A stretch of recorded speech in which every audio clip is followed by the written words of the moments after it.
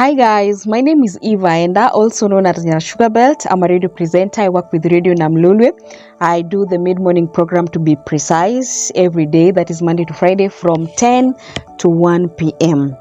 I'm doing what I love. This is what I wanted from onset. Like when people start choosing their careers, like what they want to be in life, I knew I wanted to be a journalist.